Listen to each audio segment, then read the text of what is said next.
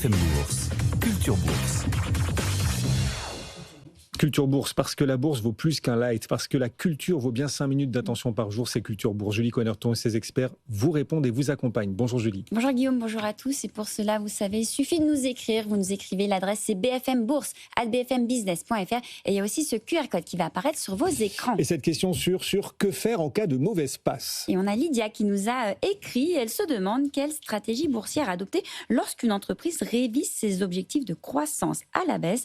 Alors c'est vrai qu'en cas de profit warning, on peut avoir tendance soit à vendre immédiatement ou alors à s'alléger partiellement. Mais est-ce que c'est la bonne façon de réagir? Est-ce qu'il vaut mieux pas finalement attendre et analyser? Elle va trancher pour nous. C'est Cécile Aboulian pour All Invest. Bonjour Cécile, merci d'être avec nous. Cécile, quand une entreprise révise ses objectifs à la baisse, qu'est-ce que ça implique? Alors, quand une entreprise révise ses objectifs, c'est vrai que la première action du marché déjà est souvent un peu brutale, mais c'est pas automatiquement un signal de vente. On peut même penser à se renforcer si le point est bas. Pour ça, il faut tenir compte de plusieurs éléments et se poser 3 grandes questions. D'abord, la révision, est-ce que c'est la première d'une longue série ou est-ce que elle sera assez isolée et que les bonnes nouvelles suivront? Donc, c'est le cas lorsque la baisse des perspectives de croissance, il y a des pertes de marché, à une offre moins compétitive, à un marché plus concurrentiel, à des décisions stratégiques erronées.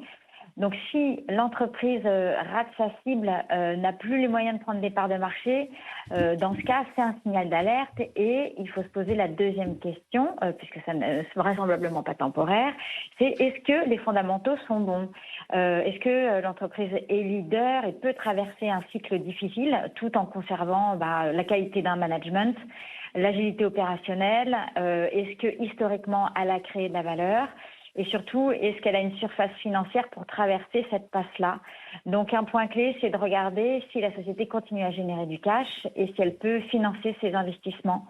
Dans ce cas, la confiance n'est pas forcément rompue. L'avenir du titre dépend vraiment beaucoup de la crédibilité du management pour redresser la trajectoire. Il doit être transparent et il doit éviter d'enchaîner les profit warnings, de purger une fois pour toutes. Et donc, pour finir, la dernière question, il faut replacer la révision dans son contexte sectoriel, regarder la valorisation. C'est-à-dire que, est-ce que la société, comme les autres camarades de son secteur, ont fait un profit warning à cause d'événements conjoncturels? Et suite au profit warning, est-ce que la baisse du cours vaut vraiment le coup d'y rentrer? Est-ce qu'on est retombé sur des niveaux de valorisation intéressants? Et alors, rapidement, Cécile, quelle stratégie vous préconisez d'adopter si un titre dévisse du coup? Ça dépend vraiment de l'entreprise et de sa capacité à restaurer la visibilité, comme on a dit, à générer du cash et recréer la confiance.